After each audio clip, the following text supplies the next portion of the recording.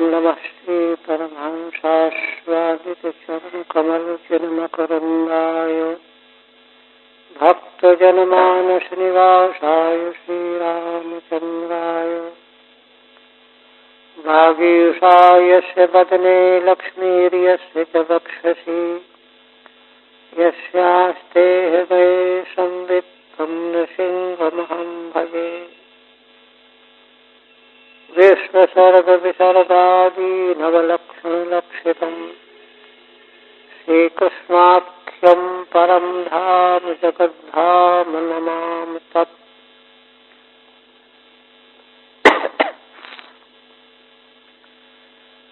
श्रीमद्भागवत के सप्तम स्कंद के 9वें अध्याय में समग्र शास्त्रों का सार सर्वस्वरूप श्री प्रहलाद जी की नृसिंह भगवान की स्तुति का निरूपण चल रहा है।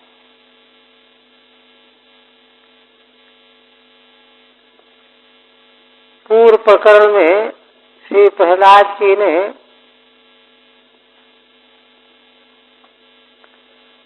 संसार में पड़े हुए प्राणियों को तब तक शांति नहीं मिल सकती जब तक भगवान के चरणों में दास योग प्राप्त न हो, और उसके प्राप्त होने में कठिनाई क्या है। तो प्रहलाद जी ने बताया कि काम रूपी अग्नि को शांत करने के लिए मधु लवण जो बड़ी कठिनाई से प्राप्त होते हैं उनसे उस अग्नि को ही तृप्त करने में लगा हुआ है।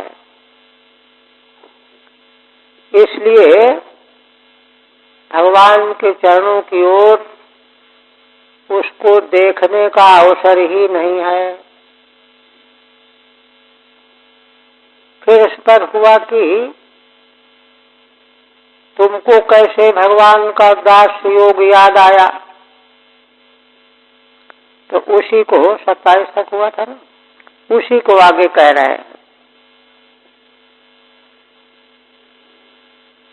एवं जनम निपतितं प्रभवा हि कूपे कामाभिकाम मनु यः प्रपतन प्रसंगात् कृत्वात्मसात् सुदर्शिना भगवन् गृहीतः सोहम कथं विसृजे तव भृत्य सेवाम्। श्री प्रहलाद जी कहते हैं कि हे भगवान, पूर्वोक्त रीति से संसार के मनुष्य मात्र प्रभवा हि कूपे निपतितम, माने जन्म मृत्यु रूप अंधकार से आच्छन्न संसार रूपी कुएं में, है ना, जिस कुएं में अही माने सर्प भरे पड़े हैं, ऐसे कूप में गिरा हुआ है जहाँ सर्प रह रहे हैं, भरे पड़े हैं। और उसमें गिरा हुआ कामाभिकाम मनु यः प्रपतन प्रसंगात्, संग की आसक्ति से, वासना संग की आसक्ति से एक कामना के पीछे दूसरी कामना, तीसरी कामना, माने है ना, यह वह इसकी उसकी समग्र कामनाओं के पीछे ही दौड़ भाग में लगा हुआ है। क्यों? क्योंकि वासनाओं की आसक्ति, वासना शक्ति के कारण 1, 2 उसके बाद 3 इस प्रकार से कामना दर कामना के पीछे भटक रहा है, दौड़ रहा है। उन्हीं में से मैं भी था, किंतु कृत्वात्मसात् सुदर्शिना भगवन् गृहीतः, श्री देवर्षि नारद जी ने मुझको आत्मसात कर लिया, अपना बना लिया और अपना बना करके स्वीकार कर लिया। कृत्वात्मसात सुरर्षिणा भगवन् गृहीतः सोहम कथम नु विसृजे तव भृत्य सेवाम। ऐसा मैं जो आपके सेवक भृत्य श्री देवर्षि नारद जी के अनुग्रह से आत्मसात कर लेने से उनकी शरण में आया हुआ हूँ, वह मैं आपके भृत्यों की सेवा को भला कैसे भूल सकता हूँ। भगवान के भृत्य जो भक्त दास हैं, उनकी सेवा तो मैं कभी भूल ही नहीं सकता, क्योंकि उन्हीं के अनुग्रह से उन्होंने ही आत्मसात करके मुझको आपके मार्ग में लगाया है। माने भगवान की ओर लगने का कारण मालूम पड़ गया है ना। भगवान के महान भक्तों का अनुग्रह, संग और अनुग्रह, इसी से मैं आपके चरणों की ओर आ गया हूँ। ठीक है। एतच्च त्वद्भृत्य कृपया मया प्राप्तम। पीछे जो श्री भगवान के चरणों का दास्य योग है, भगवान के चरणों की सेवा को ही सब कुछ मानने वाला जो मार्ग है, यह आपके भृत्य की कृपा से, नारद जी की कृपा से मुझे प्राप्त हुआ है। त्वद्भृत्य पार्श्वमेव माम नय इत्याशयना। इसलिए हे भगवान, आप अपने भक्त के पास ही मुझे ले चलिए। माने भगवान के भक्तों से एक क्षण भी मुझे अलग न रहना पड़े, क्योंकि उन्हीं की कृपा से आपके चरणों में मैं आ सका हूँ। एवमिति यथा त्वयानुकंपितो अस्मि एवं नारदेनात्मसात कृत्वा। हे भगवान, जैसे आपने मेरे प्रति अनुकंपा किया है, मेरे पिता तो मुझे मार डालना चाहते थे, किंतु आपने अनुग्रह किया, मुझे प्राणदान दिया। इसी प्रकार से श्री नारद जी ने भी मुझे आत्मसात करके अनुग्रह किया। पूर्वम अनुगृहीतः सोहम कथम नु त्वद्भृत्य सेवाम विस्रजामि। ऐसा मैं भला कैसे आपके सेवक भक्त की सेवा को भूल सकता हूँ, छोड़ सकता हूँ। कथम भूतो अनुगृहीतोस्मि। मैं किस हालत में था कि नारद जी ने अनुग्रह किया, मेरी क्या हालत थी। इस पर कहते हैं कि प्रभव एव आयुक्तः कूपः। इस संसार में जन्म लेकर के आना ही, प्रभव माने उत्पत्ति, उत्पत्ति होना ही, जन्म लेकर के आना ही सांपों से युक्त कुआं है। तस्मिन् कामान अभितः कामयमानम। ऐसे सर्पयुक्त संसार रूपी कुएं में मैं गिरा हुआ था, और गिर करके क्या कर रहा था, एक कामना के पीछे दूसरी तीसरी, चारों ओर से कामनाओं की कामना करता हुआ मैं पड़ा हुआ था। जन्म निपतितम, हाँ, तत्प्रसंगात प्रपतन यो अहम। तो इस संसार के प्रसंग से मैं पतित होकर के कामनाओं के पीछे पड़ा हुआ था, दौड़ रहा था। उसी समय श्री नारद जी ने मुझको आत्मसात कर लिया और उनके द्वारा मैं अनुगृहीत हुआ। तदेवं त्वद्भृत्यस्य नारदस्य अनुग्रहेण। इस प्रकार से हे भगवान, आपके सेवक नारद की अनुग्रह से ही त्वया अत्यंत अनुकंपितः, आपके द्वारा मैं अत्यंत अनुकंपित हुआ हूँ।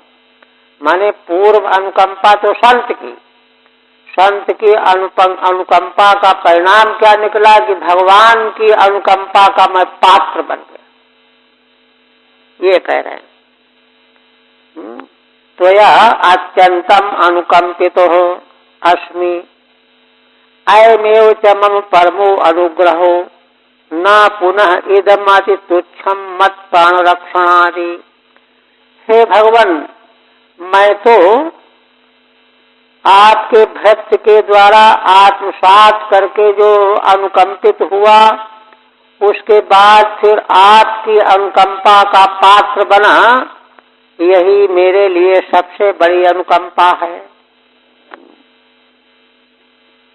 न पुनः इदम तुच्छम मत प्राण रक्षणादि, मेरे प्राणों की रक्षा करना तो बहुत तुच्छ है बात, ये कोई अधिक महत्वपूर्ण नहीं है। महत्वपूर्ण क्या है? भगवान के द्वारा अनुकंपित हो जाना। प्राण की रक्षा तो जो है अनायासेन अबिना भावेन प्राप्त होगी। भगवान के द्वारा अनुकंपित होने पर सब प्रकार से रक्षा तो होगी ही, इसलिए मुख्य बात रक्षा नहीं है, अनुकंपित होना है। फिर कहते हैं मत प्राण रक्षण मनंत पितुर्बधश्च, मन्ये स्वभृत्य ऋषिवाक्य मृतम विधातुम, खड्गम प्रगह्यदवोच दशद्विधित्सु, स्वामीश्वरो मदपरो पुतुकम हरामी। श्री प्रहलाद जी कहते हैं कि हे भगवान, आपने जो मेरे प्राणों की रक्षा की और पिता हिरण्यकशिपु का वध किया, ये दोनों काम मैं यह मानता हूँ कि स्वभृत्य ऋषिवाक्य मृतम विधातुम, आपके भृत्य सेवक कौन सनकादि, अपने भृत्य ऋषि सनकादिकों के वचन को सत्य करने के लिए आपने किया है। कैसे? तो कहते खड्गम प्रगह्यदवोच दशद्विधित्सु, जिस समय मेरे पिता हिरण्यकशिपु ने हाथ में तलवार लेकर के असत माने मेरी हत्या करना चाहता था, असत कार्य है, पाप कर्म है, और उस समय त्वामीश्वरो मदपरो वतुकम हरामी, और आपके लिए यह कहा कि अच्छा मेरे अलावा अगर कोई तेरा ईश्वर है तो तेरी रक्षा कर दे, मैं तेरा सिर काटने जा रहा हूँ। कब माने सिरम, मैं तेरा सिर काट रहा हूँ, अगर मेरे अलावा कोई जगदीश्वर दूसरा हो तो वह बचा ले आकर के जिसकी तू बात कर रहा है। ऐसा जब उसने कहा तब आपने मेरे प्राणों की रक्षा की और सनकादि ऋषियों के वाक्य की रक्षा की। सनकादिकों ने कह दिया था कि 3 जन्म में ये पुनः भगवान के धाम को प्राप्त हो जाएंगे, जय विजय। तो क्रमशः है ना, शुरुआत हो गई, पहला जन्म हुआ, दूसरा हो जाएगा, तीसरा हो जाएगा। न चेदम त्वया मद अनुग्रहार्थम कृतम, हे भगवान, मेरे प्रति अनुग्रह करने के लिए आपने यह नहीं किया है। किम त्वन्यार्थमित्याह, अन्य के लिए, क्योंकि भगवान का अनुग्रह असल में लौकिक संपत्ति और किसी भी वस्तु की प्राप्ति में भगवान का अनुग्रह नहीं देखना चाहिए। भगवान का अनुग्रह तो इसमें देखना चाहिए कि वे अपने चरणों में कितनी गहराई से लगा लेते हैं, यह भगवान का अनुग्रह है। तभी तो वृत्रासुर ने कहा कि जो है वो विजय की अपेक्षा मृत्यु को श्रेष्ठ मान रहा था वृत्रासुर। विजय मिलने से क्या होगा, इंद्रलोक मिल जाएगा, ये तो कुछ भी नहीं है। भगवान के चरणों का दास्य मिले ये मूल्यवान वस्तु है। इसलिए प्राणों की रक्षा करना कोई बड़ा काम नहीं है। किम कृतम किम त्वन्यार्थमित्याह, फिर भगवान ने प्राणों की रक्षा क्यों की, तो अन्य प्रयोजन के लिए। अन्य प्रयोजन क्या है? भो अनंत यदेतन मत प्राण रक्षणम, यह जो मेरे प्राणों की रक्षा आपने की, कब माम हंतुम उद्यतस्य मत पितुः, जिस समय मेरे पिता मुझे मार डालना चाहते थे, उद्यत थे, है ना। मत पितुर्वधस्य, तो मेरे पिता का वध भी किया, मेरी रक्षा भी हो गई। तदुभयम स्वभृत्य ऋषिवाक्य मृतम सत्यम विधातुम, ये दोनों काम आपके सेवक भृत्य सनकादिकों का जो वाक्य था उसको सत्य प्रमाणित करने के लिए आपने किया। इत्यहम मन्ये, कुतः कैसे? यद्यस्मात् असदयुक्तम विधित्सुः, क्योंकि जिस समय वह है ना दुष्कर्म करना चाहता था हिरण्यकशिपु, खड्गम प्रगृह्य अवोचत, हाथ में तलवार लेकर के बोला। क्या बोला?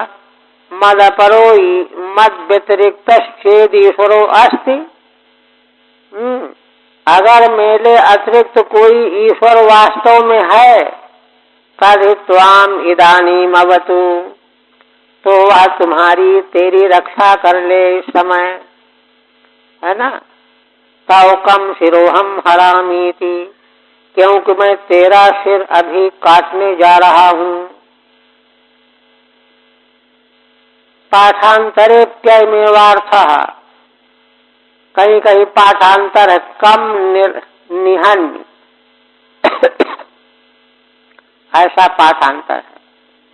कम हराम की जगह पर कम निहन्य, निरहन्य, अथवा कम हनामी, ये भी पाठ माना जाता है। मने त्वाम ईश्वरो अवतु शिरस्तव संहराम इति मदपरस्तव कम हरामी, इति च पाठस्तत्र अवतु इत्यध्याहारः। माने तात्पर्य है कि पाठांतर में अवतु का अध्याहार करना पड़ेगा, कि अगर जैसा तू कह रहा है मेरे अलावा कोई ईश्वर है, तो मैं तेरे सिर को काट रहा हूँ, हरण कर रहा हूँ, वह आकर के रक्षा कर ले। यद्यदा अवोचत, यह वाक्य जिस समय हिरण्यकशिपु ने कहा, तदा यत्मत् प्राण रक्षणम इति वान्मयः, तब आपने मेरे प्राणों की रक्षा की, क्योंकि चैलेंज हो गया इस तरह का कि अगर ईश्वर है तो रक्षा करे आकर के।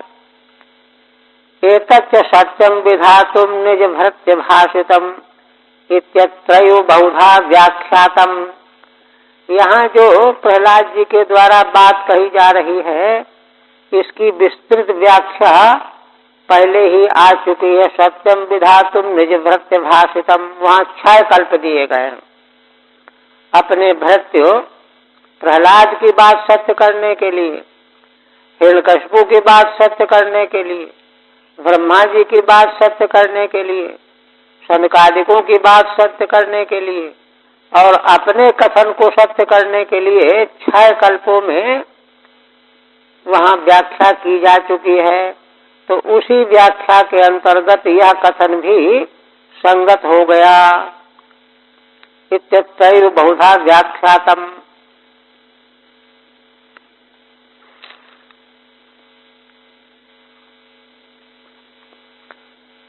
अब कोई प्रश्न कर सकता है कि भगवान ने प्रहलाद की रक्षा करके पक्षपात किया और हिरण्यकशिपु का वध करके उससे विरोध किया, द्वेष किया। ये तो इस स्कंद के आरंभ में महाराज परीक्षित का ही प्रश्न था, जब उनको भगवान सुखदेव जी ने बताया कि दिति देवी यह स्मरण करके बड़ी दुखी हो गई कि इंद्र ने मेरे पुत्रों को विष्णु भगवान से, है ना, सिफारिश करके मरवा डाला, यह इंद्र बड़ा दुष्ट है। यह जब दिति देवी ने सोचा, तभी तो उन्होंने इंद्र का नाश करने वाला पुत्र मुझे प्राप्त हो ये वरदान मांगा कश्यप जी से, पीछे आ चुका है। तो महाराज परीक्षित को प्रश्न हुआ कि अच्छा, क्या भगवान किसी के पक्ष में होकर के कोई काम कर डालते हैं? भगवान ने ऐसा क्यों किया? क्या साधारण संसारी मनुष्य की तरह से वे किसी के पक्ष में बह जाते हैं क्या, कि इंद्र के पक्ष में बह गए? एक दूसरी बात यह है कि भगवान तो सर्वतंत्र स्वतंत्र हैं, अपने स्वरूप की महिमा में ही पूर्ण काम है। उनको देवताओं से लेने देना क्या है? देवता उनको क्या कर देंगे? इसलिए भी उनका पक्ष लेना बनता नहीं है। तीसरी बात यह है कि असुरों से भगवान का विद्वेष ही क्या है? असुर भगवान का क्या बिगाड़ लेंगे? कोई असुरों से भगवान को कोई डर बना है क्या? इस तरह से कोई भी कल्प जब बना नहीं तो भगवान ने ऐसा क्यों किया? भगवान के गुणों के प्रति एक मन में संशय बन गया। उसी संशय की निवृत्ति के लिए यह इतिहास उपस्थित किया गया है। तो वही प्रश्न यहाँ पर उठाया जाए कि भगवान ने प्रहलाद की रक्षा की, हिरण्यकशिपु का वध किया, तो पक्षपात किया और उसे द्वेष किया। इस पर कहते हैं कि नहीं, फिर बात क्या है? कहते हैं कि असल बात यह है कि इस समग्र विश्व ब्रह्मांड में एक भगवान के अलावा और दूसरी कोई वस्तु ही नहीं है। सर्वम खल्विदम ब्रह्म, एक में अद्वितीय, दो चीजें ही नहीं है। इसलिए जिसके पर पक्षपात करना हो वह पक्षपात का विषय कोई और हो, द्वेष का विषय कोई और हो, ऐसा द्वैत यहाँ है ही नहीं। तब फिर ये प्रश्न कहाँ से उठेगा? एकस्त्वमेव जगदेतदमुष्यस्त्वं यत्त्वम् आद्यन्तयो प्रसगवस्यसि मध्यतश्च सृष्ट्वा गुणव्यतिकरं निजमायेदं नान्येव तैरवसितस्तदनुप्रविष्टः। श्री प्रहलाद जी वैदिक दर्शन यहाँ पर उल्लिखित कर रहे हैं। पक्षपात की गंध भी नहीं है। कैसे कि हे भगवान, एकमात्र इस विश्व ब्रह्मांड में आप ही तो हो, अद्वितीय, है ना। जगत एतत्, यह सारा जगत भी आप ही हो। अमुष्यत्वम आद्यन्तयो, क्योंकि इस जगत प्रपंच के आदि में भी आप थे और अंत में भी आप ही रहते हैं। तो जो वस्तु आदि में, अंत में, वही वस्तु बीच में, है ना। तयोपृथगवस्यसि मध्यतश्च, आदि अंत में रहने वाले आपके अलावा मध्य में जो कुछ वस्तु पृथक प्रतीत होती है वह मध्य में भी आप ही हो। जैसे आभूषण बनने के पहले सोना और आभूषण के नष्ट होने के बाद में सोना, तो आभूषण की अवस्था में सोना नहीं है क्या? तब भी सोना ही है।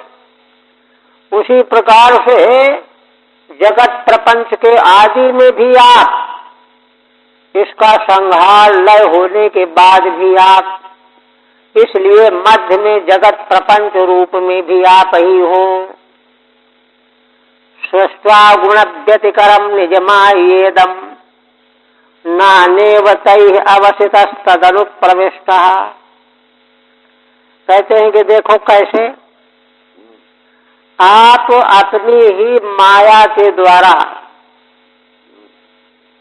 अपनी ही माया के द्वारा जो यह संसार है गुणों का व्यतिकर है, माया प्रकृति के सत्वादी गुणों का व्यतिकर है परिणाम। इसको आप सृष्टा माने बना करके, रचना करके, और जब इसको बना देते हो तो नाना जैसा दिखने लगता है। आकाश है, वायु है, अग्नि है, पानी है, पृथ्वी है, पहाड़ है, नदियां हैं, हाँ, किंतु यह सब हो करके भी आप नाना हो नहीं गए। इसलिए नाना इव, नाना हो नहीं, नाना इव, नाना हुए थोड़ा ही है, वो तो एक के एक ही है। तई अवसतिस्तद अतदनुप्रविष्टः, उन गुणों के द्वारा आप अवस्थित हो करके उसी में प्रवेश किए हुए हैं। तत्सृष्ट्वा तदेवानुप्राविशत्, तब ऐसी स्थिति में जब भगवान के अलावा और कोई दूसरी वस्तु ही नहीं है तो किसका पक्ष करेंगे भगवान, किससे द्वेष करेंगे? ठीक है। न च इदम पक्षपातेन रक्षणम दैत्य हननम च, यह भगवान का पक्षपात के द्वारा प्रहलाद की रक्षा करना, द्वेष के द्वारा दैत्य का हनन करना नहीं है। कोई स्वाभाविकम ना, स्वाभाविक नहीं है, किंतु माया गुणोपाधिकम, माया के गुणों की उपाधि से ऐसा प्रतीत हो रहा है।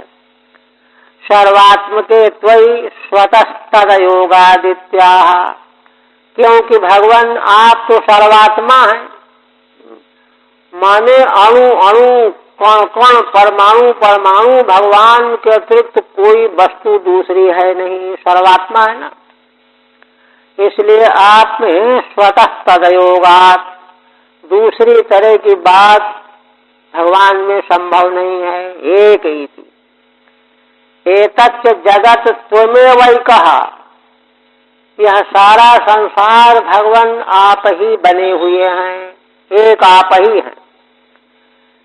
यद्यतः अमुष्य आदौ अन्ते च, क्योंकि देखो अमुष्य माने इस संसार के आदि में भी आप थे और अंत में भी रहते हैं। पृथक अवश्यसी, और आदि अंत में रहने वाले आप इसको पृथक उपस्थित कर देते हैं। विरामम करोषि माने विराम कर देते हैं, लय कर देते हैं। सन्मात्रतया कारणत्वेन अवधित्वेन च वर्तसे इत्यर्थः। सन्मात्र माने सदरूप, सदैव सोम इदमग्रासी देव एकमेवाद्वितीयम्। सतरूप से संसार भी सतरूप से ब्रह्म ही है। वही कह रहे हैं कि सन्मात्रतया कारणत्वेन, कारण है आप जगत के, और अवधि माने प्रलय की भी अवधि है और कारण भी है। अवधित्वेन च वर्तसे इत्यर्थः, इसलिए कारण रूप में भी आप हैं, प्रलय की अवधि रूप में भी आप हैं। अतो मध्यतश्च त्वमेव, इसलिए फिर बीच में भी आप ही हैं। उतस्तद भेद प्रतीति, तो कहा कि अच्छा, अगर कारणावस्था में, लयावस्था में और मध्य में भगवान ही हैं तो भेद क्यों दिखाई देता है और चीज क्यों दिखाई देती है? कहते निज माया गुण परिणामात्मक मिदम जगत सृष्ट्वा तदनुप्रविष्टस्त्वं तैर्गुणैर्हेतुभूतैर्नाना इव रक्षक इव हंता इव चावसितः प्रतीतः। कहते हैं कि अपनी माया के गुणों के परिणाम के कारण आप इस जगत की रचना करके फिर उसी में प्रवेश कर जाते हो और फिर उन गुणों के द्वारा, हेतुभूत गुणों के द्वारा नाना की तरह प्रतीत होते हो। कभी लगता है कि आप रक्षा कर रहे हो, रक्षक ही हो, और कभी हंता ही हो, मारने वाले की तरह, है ना, अवश्यता प्रतीता। माया से प्रतीति है ऐसी। तदुक्तम स्कंधोपक्रमे, इस सप्तम स्कंध के उपक्रम में यह बात कही गई है। क्या? निर्गुणोपि यजोव्यक्तो भगवान प्रगटे परः। भगवान निर्गुण होते हुए भी, है ना, निर्गुणोपि आज होते हुए, अव्यक्त होते भगवान प्रगटे परः, प्रगति से परे हैं। स्वमाया गुणमावेश्यो बाध बाधकताम गतः। वे अपनी ही माया के गुणों को अंगीकार करके बाध्य बन जाते हैं और बाधक भी बन जाते हैं। बाध्य माने मरने वाला, बाधक माने मारने वाला, है ना। मरने मारने वाला दोनों रूप में भगवान ही अपनी माया के गुणों से प्रतीत हो रहे हैं। माने इतना विरोधी भेद दिखाई देने पर भी भेद है नहीं, इत्यादि ना, इस कथन के द्वारा स्कंद के उपक्रम में बात कही गई है।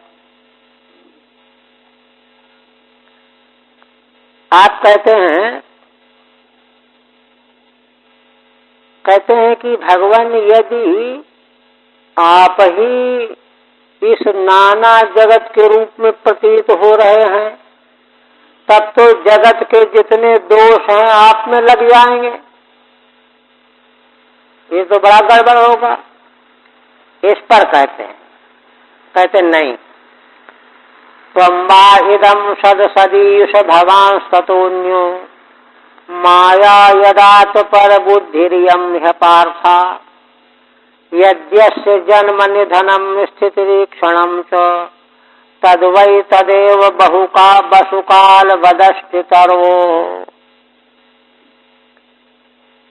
श्री प्रहलाद जी कहते हैं कि भगवान, त्वं वा इदम, हे भगवान, आप यह जो संसार में सत माने कार्य, असत माने कारण, कार्य कारण की जो प्रतीति संसार में हो रही है, वह कार्य कारण आप ही हैं। किंतु आप केवल कार्य कारण ही नहीं हैं, कार्य कारण से अन्य भी हैं। कार्य कारण रूप से अन्य होते हुए भी आप ही कार्य कारण के रूप में भासमान हो रहे हैं। कहते क्या मतलब? माया यदात पर बुद्धिरियम ह्य पार्था। कहते हैं अगर भगवान कार्य कारण से अन्य हैं तो फिर कार्य कारण क्या है? कहां से आ गया उपद्रव? कहते ये तो माया है ना। यदात पर बुद्धिरियम ह्य पार्था, जिस माया के प्रभाव से यह मैं हूं, यह अन्य है, अन्य की प्रतीति होती है। अन्य की प्रतीति कराने वाली माया का कार्य अपार्थ है, माने मिथ्या है। परमार्थता सत्य तो आप ही हैं जो कार्य कारण से परे हैं, अन्य हैं। देखिए यहाँ आशय यह है कि कार्य कारण जो जगत है वह भगवान के बिना तो हो नहीं सकता, इसलिए कार्य कारण जगत भगवान ही हैं। किंतु भगवान कार्य कारण जगत से अन्य भी हैं। जगत कार्य कारण भगवान से अलग नहीं रह सकता, किंतु भगवान कार्य कारण जगत से अलग भी रहते हैं। यह है तात्पर्य।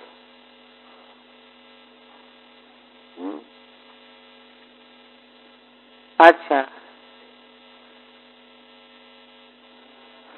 यही है ना, यद्यस्य जन्म निधनम स्थिति क्षणम च तद्वै तदेव वसुकाल वदष्टि तरवो हो। इसी का उत्पादन करते हैं दृष्टांत दे करके। कहते हैं कि देखो, है ना, कहते कारण यह है कि इस संसार का जिससे जन्म और निधन और स्थिति, तीन चीजें, पैदा होना, नष्ट होना और स्थित बने रहना, क्षणम च तद्वै तदेव, तो जिससे ये तीनों काम होते हैं और जिसके होते हैं, तो जिसके ये तीनों काम जिससे होते हैं वे वही होता है। तद्वै तदेव वसुकाल वदष्टि तरवो हो, है ना, वह वही होता है। वसुकालवत दृष्टांत है। वसुकालवत अष्टि तरवो हो। अष्टि माने बीज और तरु माने वृक्ष कार्य। बीज कारण है, वृक्ष कार्य है। तो वृक्ष और कार्य, वृक्ष कार्य और बीज कारण, ये दोनों वसु और काल के अतिरिक्त नहीं है। काल से यहाँ लेंगे, आगे व्याख्या करेंगे। काल से तात्पर्य है मूल उपादान पृथ्वी, पृथ्वी उपादान कारण है वृक्ष का, और वसु का अर्थ है वस्तु मात्र, वस्तु मात्र का उपादान कारण पृथ्वी रूप ही है ना। तो इसी प्रकार से बीज और वृक्ष, कारण बीज और कार्य वृक्ष, ये दोनों पृथ्वी रूप ही हैं। अब पृथ्वी का भी कारण है गंध तन्मात्रा, गंध तन्मात्रा। तो इसलिए जितने भी पार्थिव विकार हैं अंततो गत्वा पृथ्वी रूप, पृथ्वी गंध तन्मात्र रूप। इसी दृष्टांत के आधार पर यह सारा विश्व ब्रह्मांड जिन भगवान से प्रकट हुआ है तो उन्हीं भगवान का स्वरूप है, ये है।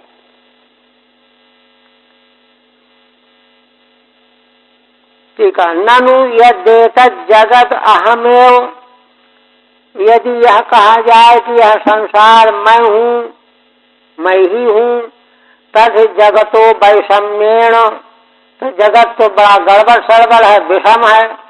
मम वैषम्यमपि किम न स्यात्, तो मुझमें भी वैषम्य प्राप्त हो जाएगा, विषमता आ जाएगी।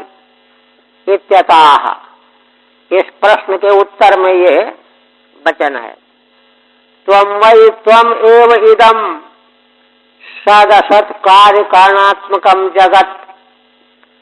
हे भगवान, यह कार्य और कारणात्मक जगत दोनों प्रकार का आप ही हो। न तो त्वत्ता पृथक, आपसे पृथक ये कभी नहीं हो सकता। भगवान सुततो अन्य, किंतु आप स्वयं स्वरूपता इससे अन्य है, कार्य कारण जगत से अन्य है। आद्यंतयो पृथक अवस्थानात्, क्यों? संसार का जब आदि नहीं था और जब प्रलय नहीं था तो भी भगवान अलग उपस्थित थे कि नहीं? इसलिए भगवान तो कार्य कारण से अलग भी रहते हैं, किंतु समझना यहाँ यह है कि जगत कार्य कारण जगत भगवान के बिना नहीं हो सकता। आद्यंतयो पृथक अवस्थानात् यद्यस्मात् एवं अतो अयम आत्मीयो अयम परहित या बुद्धि, क्योंकि ऐसी बात है जब, तो यह जो बुद्धि होती है कि भाई ये तो अपना है, ये पराया है, बुद्धि सा अपार्था, वह व्यर्थ है, माया रूप है। माया रूप होने से वह ऐसी बुद्धि बन जाती है अपने पराये की। कार्य कारणाभेदम दृष्टांतेन साधयति, कार्य कारण का अभेद दृष्टांत से सिद्ध करते हैं। क्योंकि बताया ना कि कार्य कारण जो प्रपंच है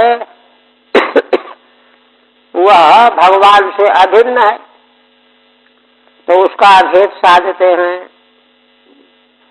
यद्यतो यस्य जन्म ईक्षणम प्रकाशस्य, जिससे जिसका जन्म होता है, ईक्षण माने प्रकट होता है, यस्मिन निधनम च, जिसमें उसका लय हो जाता है ना, स्थिति से स्थिति रहती है, तद्वै तदेव, वह वही होता है।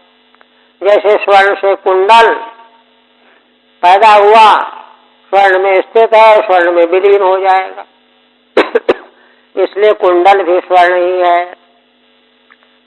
दृष्टांत दिया है आस्तिर बीजम, अस्थि माने बीज, कारण होता है, तरु कार्यम, वृक्ष कार्य है, तयोर यथा वसु काल मात्रत्वम, ये दोनों वसु और काल मात्र है।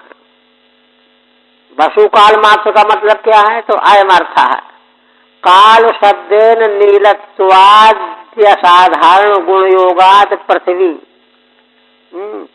काल शब्द असल में लाक्षणिक है। यहाँ पर जितने भी भाव विकार होते हैं, जायते अस्ति बद्धते विपरिणमते अपक्षीते नश्यति, सब काल कृत है ना। इसलिए काल का अर्थ हो गया पृथ्वी, है ना, गुणयोगात पृथ्वी। अब वसु शब्द है ना, वसु मात्रम भूत सूक्ष्मम, वस्तु मात्र, जहाँ कोई स्थूलता नहीं है।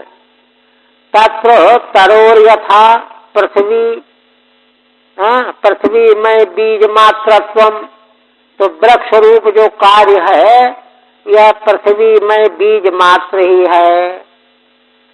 तस्य च यथा भूत सूक्ष्म मात्रत्वम, और पृथ्वी भी फिर अंत में तन्मात्र रूप गंध रूप है। एवं सर्वमपि कार्य कारणात्मकम जगत, इसी दृष्टांत के अनुसार सारा कार्य कारणात्मक जगत जितना भी है, परम कारणात्मकम एवेति, परम कौन, परमात्मा भगवान तदात्मक है। माने देखिए, कार्य कारण को, पहले कार्य को कारणात्मक करते जाइए। जैसे पृथ्वी जल रूप ही है, जल अग्नि रूप है, अग्नि वायु रूप है, वायु आकाश रूप है, आकाश अहम तत्व रूप है। ऐसे परम कार्य जो भगवान है, परमात्मा, तद्रूप हो गया सारा कार्य। परम कारणात्मकमेवेति तथा च पारमर्शम सूत्रम, इसी अर्थ को बताने वाला भगवान व्यास का सूत्र है ब्रह्म सूत्र में। तद अनन्यत्वम आरंभण शब्दादिभ्यः, आरंभण शब्द को देख करके यह मालूम पड़ता है कि प्रपंच जो है सत ब्रह्म से अनन्य है, माने अन्य नहीं है। सत ब्रह्म ही जगदाकार होकर के परिणत हुआ है, तो अभेद हो गया। श्रुति भी है, वाचारम्भणम विकारो नाम ध्येयम मृत्तिके तेव सत्यम, वाणी से आरंभ होने वाला विकार नाम मात्र है, मिट्टी ही सत्य है। जितने भी नाम रूप हैं प्रपंच में, वे सब केवल वाचारम्भण मात्र हैं। मृत्तिका ही सत है, माने सत ब्रह्म ही सत्य है।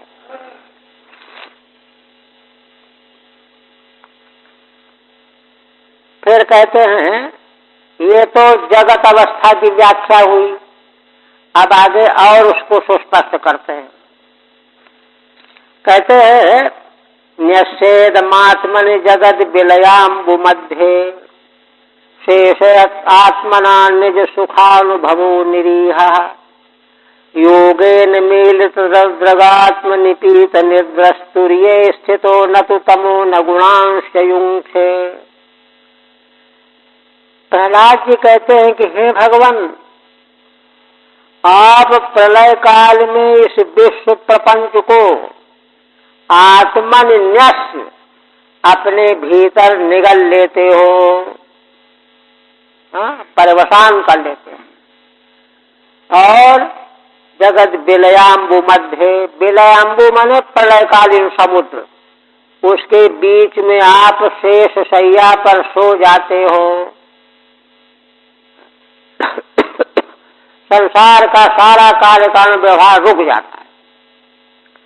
शेषे आत्मना निज सुखानुभवो निरीहा, उस समय आप अकेले अपने निज आत्म सुख के अनुभव में डूब करके सो जाते हो।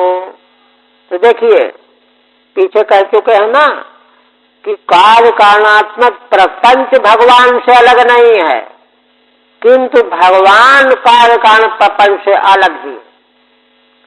तो वही अलगाव यहाँ बता रहे हैं कि प्रलय काल में है ना, जब कोई सृष्टि नहीं, कार्य नहीं, काल नहीं, उस समय पर भी भगवान अपने आत्म स्वरूप में है ना, परमानंद स्वरूप में सोए रहते हैं।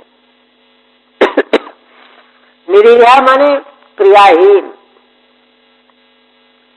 तो कहते हैं कि अच्छा, इसका क्या मतलब हुआ कि जैसे हम लोग जीव सोते हैं वैसे सोते हैं क्या?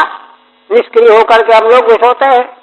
कहते नहीं नहीं, योगेन मेलित दृगात्म निपीत निद्रा, भगवान की वह योग निद्रा है।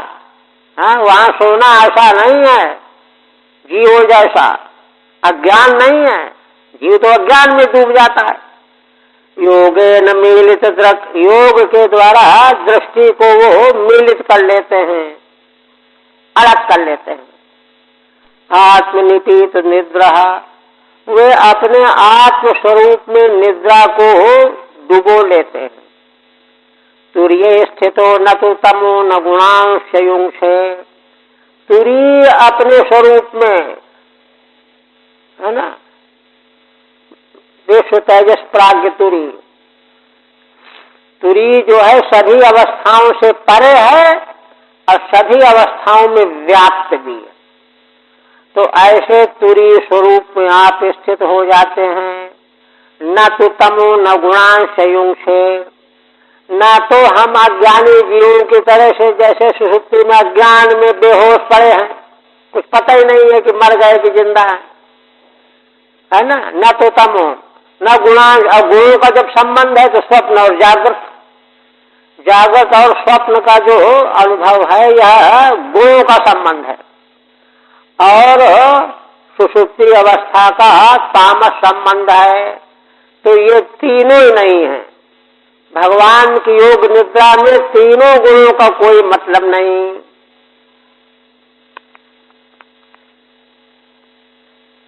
ठीक है,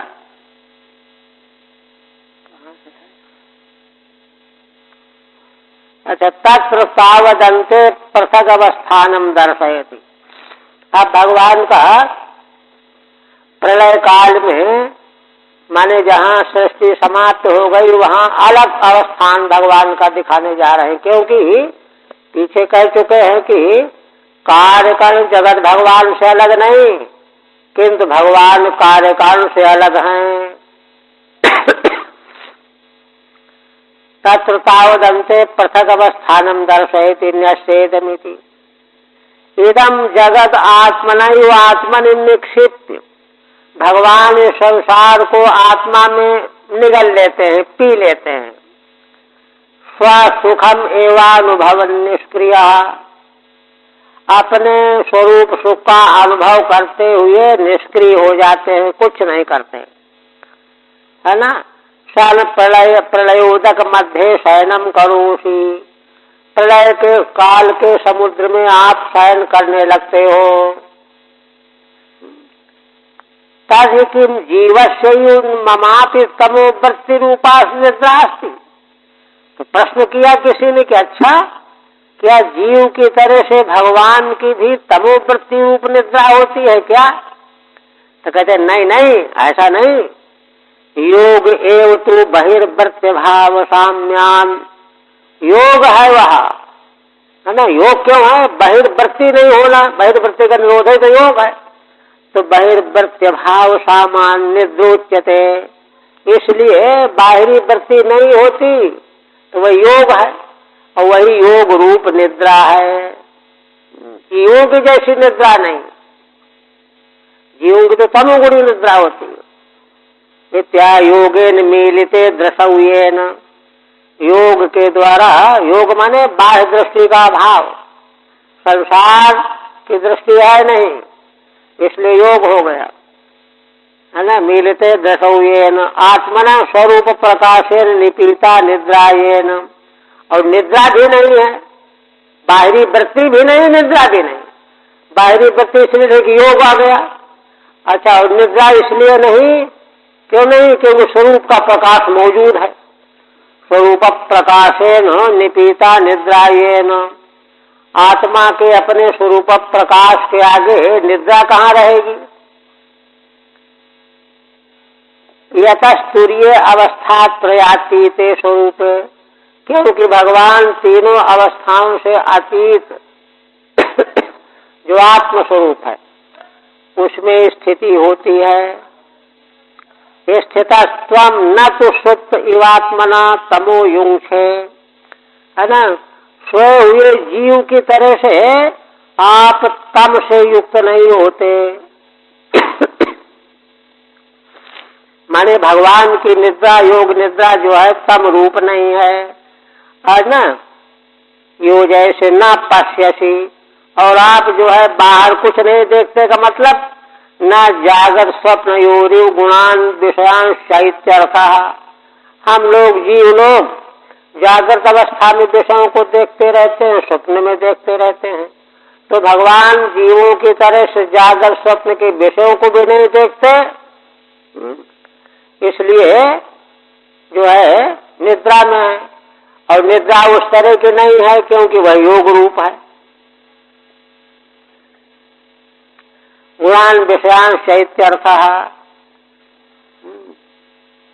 फिर कहते हैं तस्यैव ते बपुरिदम निज काल शक्त्या संचोदित प्रतिधर्मण आत्मगूढ़म अम्भस्यनंत शयनात् विरमत समाधेर नाभेरभूत स्वकणिका बटवन महाव्यम। आप देखिए पूरी वैदिक प्रक्रिया बता रहे हैं।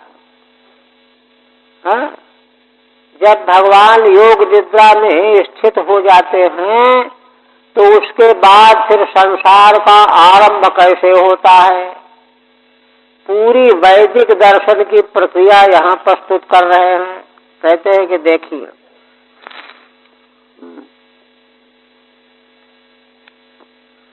तस्यैव ते बपुरिदम निज काल सत्या, हे भगवान उन्हीं आपका यह देह, बपु माने देह, है ना, जिन भगवान की काल शक्ति अपनी निजी होती है उसके द्वारा यह प्रेरित होता है। संचोदित प्रकृति धर्मण आत्मगूढ़म,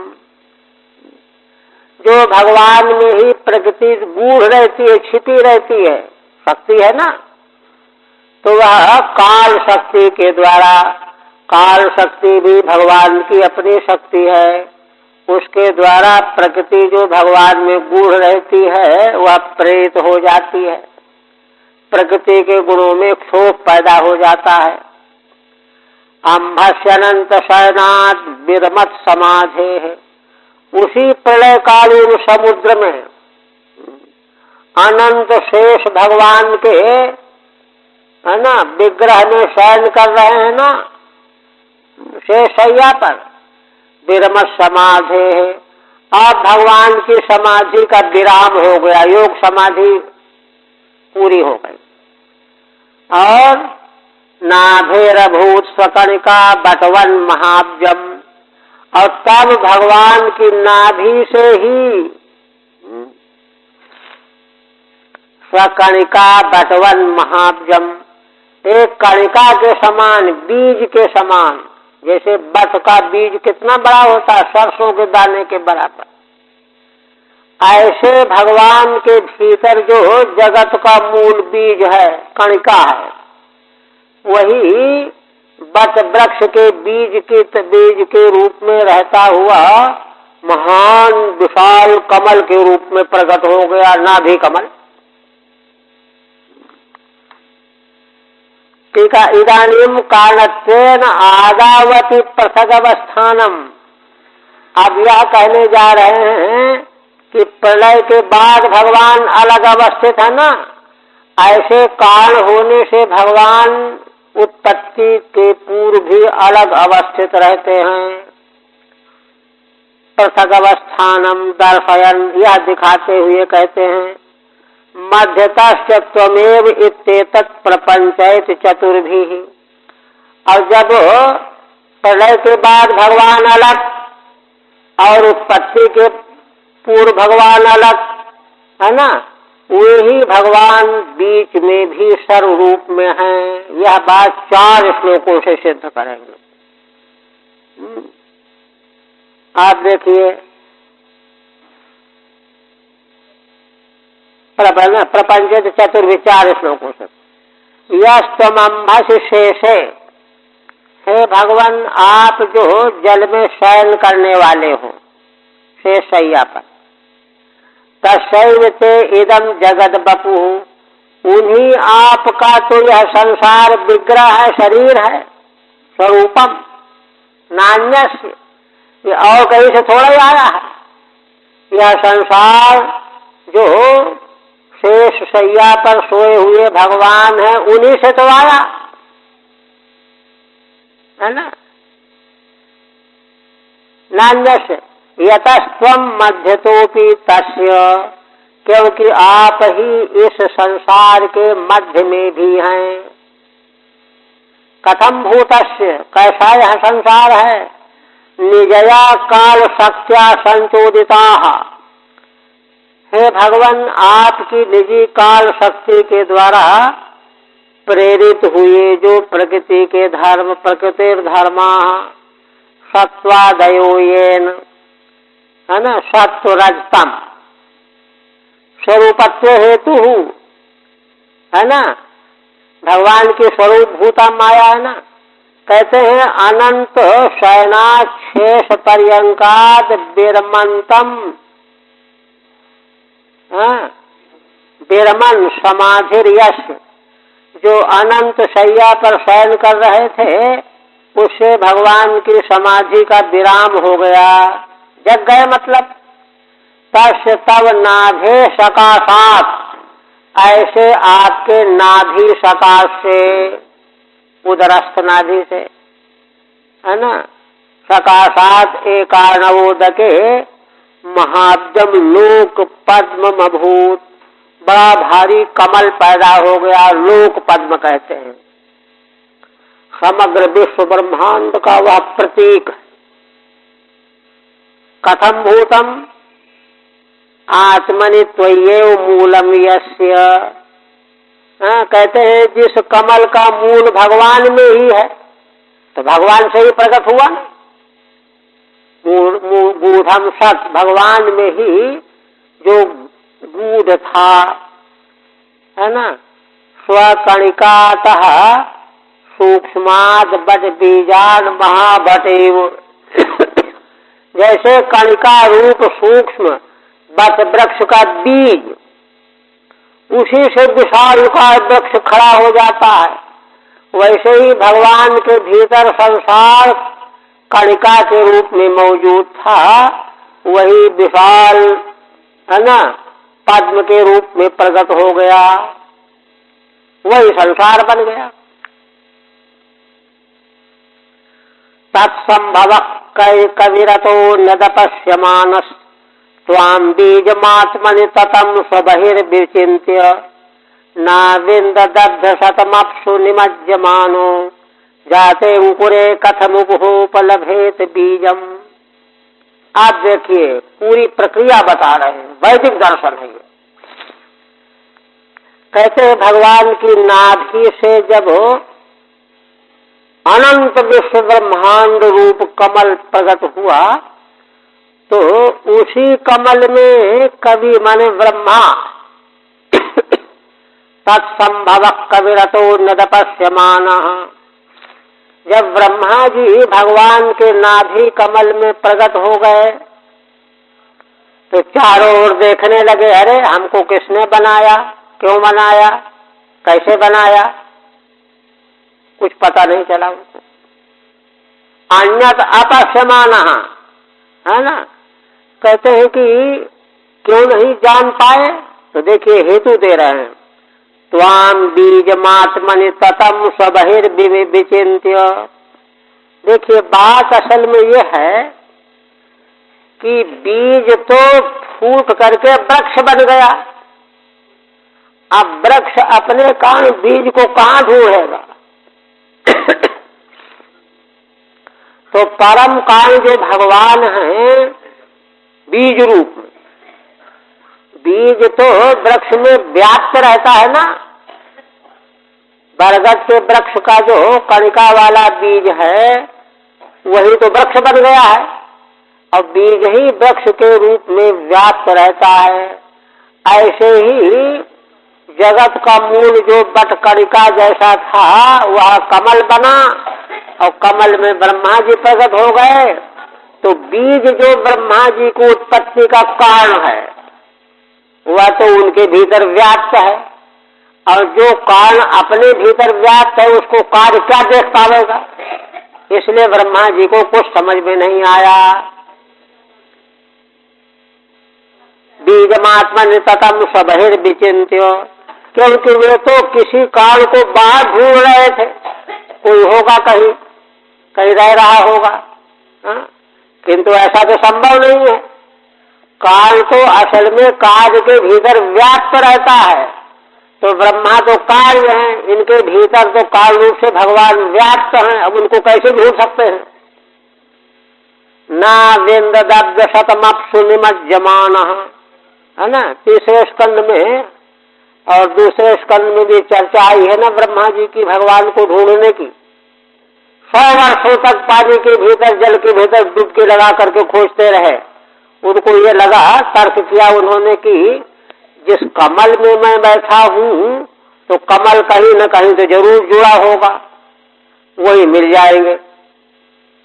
डुबकी लगा के चले गए, 100 वर्ष तक ढूंढते रहे, कुछ पता नहीं चला।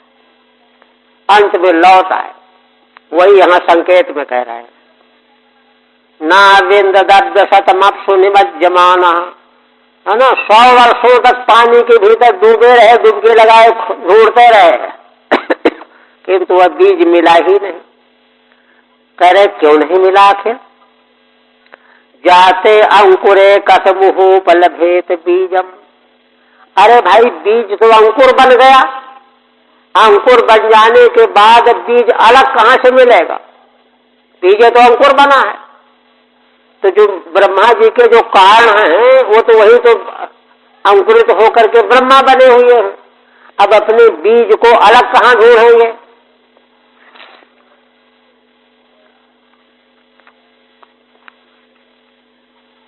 आप कहते हैं तदेवं कारणत्वेन अनुगतः सन्मध्यतस्य त्वमेव वर्तसे। आप कहते हैं कि इस प्रकार से हे भगवान आप काल रूप से अनुगत हो कार्य में, और मध्य में भी आप ही वर्तमान हो, यही सिद्ध करना है। इत्युक्तम एतदेव शुद्ध सत्वस्य ब्रह्मणो अनुभवेन। यह बात ब्रह्मा जी के अनुभव से प्रमाणित कर रहे हैं प्रहलाद जी। क्योंकि ब्रह्मा जी से बढ़ करके तो और कोई है नहीं। वे अपने शुद्ध चित्त में अंतःकरण में जैसा अनुभव करेंगे वही प्रामाणिक होगा। इसलिए शुद्ध सत्व से ब्रह्मणो अनुभवेन, शुद्ध सत्व वाले ब्रह्मा के अनुभव से उसको स्पष्ट करने जा रहे हैं। तस्य प्राक्तनीम अवस्था माह, पहले ब्रह्मा जी की पहले की अवस्था बताते हैं। अनुभव तो पीछे हुआ, पहले तो बहुत दिन भटकते रहे ना। क्या पहले अवस्था थी उनकी? तस्मिन् नब्जे संभवो यस्य, उसी कमल में जिनका जन्म हुआ है कबीर ब्रह्मा। अतः पश्चात अन्यत अपश्यन, इसके बाद ब्रह्मा जी अन्यत अपश्यन है ना। अच्छा हाँ, पद्मात, हाँ ठीक है। माने उस कमल के अलावा कुछ नहीं दिखाई दे रहा था, मैं हूँ, कमल है और ये जलाशय है। अपश्यन बीजम उपादान कारणभूतम त्वाम। अब भगवान चूंकि सबके बीज उपादान कारण हैं, तो उनको बाहर कहाँ देखेंगे? त्वाम स्वस्मिन व्याप्तम संतमत, यद्यपि उपादान कारणभूत जो भगवान है वो तो ब्रह्मा के भीतर भी व्याप्त है, इस तरह से हैं ही, किंतु ना विंदत, उनकी प्राप्ति नहीं हुई। युक्तम चैतत, और ये बात ठीक भी है। कैसे कैसे? अहो अंकुरे जाते सद बीजम तद अनुगतम कारणम पृथक कथम नाम पुमान पश्येत। जब बीज अंकुर बन जाता है तो अंकुर बन जाने के बाद अलग बीज रहता ही नहीं है कि बीज ही तो अंकुर बन गया है। उसी तरह से उपादान कारण भगवान ही तो कमल बन गए, ब्रह्मा बन गए। अब ब्रह्मा भगवान को अलग कैसे देख सकते हैं? अच्छा, आप कहते हैं सत्वात्मयो निरत विस्मित अस्थितोब्जम कालेन तीव्र तपसा परिशुद्ध भावः त्वामात्मनीश भूगंध विवाति सूक्ष्म भूतेन्द्रियाशयमयी विततम ददर्श। इसके बाद वे ब्रह्मा जी जो हैं, है ना, आत्मयोनि ब्रह्मा, अति विस्मित, जब उनको कुछ नहीं मिला तो बड़े विस्मित हुए और फिर से लौट करके कमल के ऊपर बैठ गए। कालेन तीव्र तपसा परिशुद्ध भावः, वहां तो आकाशवाणी हुई कि तप करो तप करो, उसी का इशारा करते हैं। तीव्र तप में लग गए, उससे उनका भाव शुद्ध हो गया। और त्वामात्मनीश भुविगंधमिवाति सूक्ष्मम, और तब हे भगवान उन्होंने आपको अपने ही भीतर दर्शन कर लिया। जैसे जैसे पृथ्वी के भीतर गंध रहता है, गंधवती पृथ्वी, तो भी गंधविवात सूक्ष्मम, उसी प्रकार से उपादान कारणभूत जो भगवान अत्यंत सूक्ष्म है, भूतेन्द्रियाशयमयी विततम ददर्श, वे भगवान ही पंचभूत बने हैं, वे भगवान ही इंद्रियां बने हैं, वे भगवान ही मन बुद्धि आशय बने हैं। ऐसा उन्होंने देखा, अनुभव किया शुद्ध बुद्धि से। तो इस तरह से ब्रह्मा जी ने अनुभव किया। भगवद उपासनया तो स्वस्मिन्नेव दृष्टवा नित्याः। हे भगवान, जब ब्रह्मा जी ने आपकी उपासना की तो अपने में देख लिया आपको, सत्प्रीति पराप्रत्याब्जमास्थिता सन, जल के भीतर से लौट आए और फिर कमल पर बैठ गए। तीव्र तपसा ध्यानेन, और बहुत तीव्र तप किया, ध्यान किया। अनेन सन्मात्र रूपेण उपादान तया दर्शन मुक्तम, इस प्रकार से भगवान सतरूप से उपादान कारण सतरूप से भगवान का दर्शन प्राप्त हुआ ब्रह्मा जी को।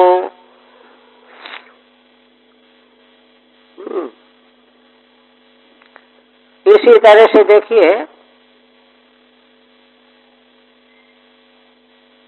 अच्छा अभी तो है, एक और कर लेते हैं। एवं शास्त्र बदनांघ्रि शिरः करोरु नाशास्य कर्ण नयनाभरणायुधाढ्यम मायामयम सदुपलक्षित सन्निवेशम दृष्ट्वा महापुरुषमाप मुदम विरिंचः। देखिए, जब सतरूप से सर्वोपादान कारण भगवान का जब दर्शन हो गया और उनको मालूम था कि हमको संसार बनाने के लिए भगवान ने प्रकट किया है, तो संसार बनाने के लिए प्रकट किया है तो उसका ज्ञान ब्रह्मा जी को दिया। कैसे ज्ञान दिया? कहते हैं कि उनको एक ऐसे स्वरूप का भगवान ने दर्शन कराया जिसके हजारों मुख हैं, सहस्र बदनांग्री, अंग्री माने चरण है, सिर है, कर है, उरु है, नासा है, मुख है, कर्ण है, और नयनाभरणा युधाभ्यम, नेत्र हैं, आभरण हैं, आयुध हैं, इससे संपन्न है। भगवान का यह स्वरूप मायामय है। मायामयम सदुपलक्षित सन्निवेशम, भगवान का यह मायामय स्वरूप सत से उपलक्षित है, माने जिन भगवान का सतरूप से ब्रह्मा जी को अनुभव हुआ, वही भगवान माया से इस प्रकार की आकृति के रूप में प्रकट हो गए। मायामयम सदुपलक्षित सन्निवेशम दृष्ट्वा महापुरुषमाप मुदम विरिंचः, ऐसे भगवान जो महापुरुष हैं, देखिए ऐसे रूप का वहाँ उल्लेख है प्रथम स्कंद के 3रे अध्याय में, जहाँ भगवान के 24 अवतारों का उल्लेख किया गया है सूत जी के द्वारा। तो वहाँ 5 श्लोकों में भगवान का पुरुषावतार बताया गया, पहले 5 श्लोकों में प्रारंभ। तो 5 श्लोकों में जो पुरुषावतार बताया गया वही यह अवतार है। इसका दर्शन ब्रह्मा जी को हुआ, और जब ऐसा भगवान का स्वरूप का दर्शन हुआ तो ब्रह्मा जी गदगद हो गए, बड़े प्रसन्न हो गए, और यहीं से ब्रह्मा जी के हृदय में भगवान के प्रति भक्ति और प्रीति पैदा हो गई। भगवान का यह जो गुणमय ऐसा माने जो पुरुष सूक्त का मंत्र है ना, शास्त्र शीर्षा पुरुषा शास्त्राक्षा शास्त्रपाद वाला, उसी प्रकार की आकृति भगवान की है। इसका अर्थ असल में यह है कि समग्र विश्व संसार के ब्रह्मांड के जीवों के सिर भगवान के सिर हैं, समस्त प्राणी मात्र के हाथ पैर भगवान के हाथ पैर हैं, और ततज इंद्रियां वे सब के सब भगवान के। समष्टि भगवान से ही तो सारे जीव का अलग अलग प्राकट्य हुआ, दृष्टि बन गए। समष्टि केंद्र तो वही है, वही पर मूल श्लोक में कहा गया है, निधानम बीजमव्ययम, वही कहा गया है कि यह भगवान का जो पुरुषावतार है, यह आगे जितने भी अवतार हुए, प्रजापति ब्रह्मा और ये और वो, उन सबों का यही कोष है, बीज है, इसी से सब होता रहता है, ऐसा वहां कहा गया। वही स्वरूप यहाँ पर संक्षेप में कहा गया है कि ब्रह्मा जी बड़े प्रसन्न हो गए। ईश्वर तेल के दृष्टवा कृतार्थो अभवदित्या, देखिए पहले तो सतरूप में भगवान का उनको अनुभव हुआ बुद्धि शुद्ध हो जाने पर, अब वे भगवान सर्वज्ञ सर्वशक्तिमान ईश्वर परमात्मा हैं, वह महिमा प्रकट कर रहे हैं इस रूप का दर्शन दे करके ईश्वरत्वेन। एवं अनेन प्रकार सहस्रम अपरिमितानि यानि बदनादीनि, सहस्र शब्द केवल 1000 से मतलब नहीं है, अनंत, अपरिमित, अपरिमित मुख, अपरिमित नेत्र, अपरिमित कान, सब अपरिमित है। इस रूप में भगवान ने दर्शन दिया बदनादीनि, तई आढ्यम समृद्धम, उससे समृद्ध, मायामयम माया प्रधानम, माया प्रधान स्वरूप, सता प्रपंचेन उपलक्षितः, सत माने उपादान के द्वारा प्रपंच उसी का विस्तार के रूप में उपलक्षित हुआ है। सन्निवेशः पादादि रचना यस्य, है ना, सन्निवेश माने पादादि, है ना, सिर आदि हाथ पैर आदि, इनका सन्निवेश उसी रूप में प्रकट हुआ, उसी सत से प्रकट हुआ है। बस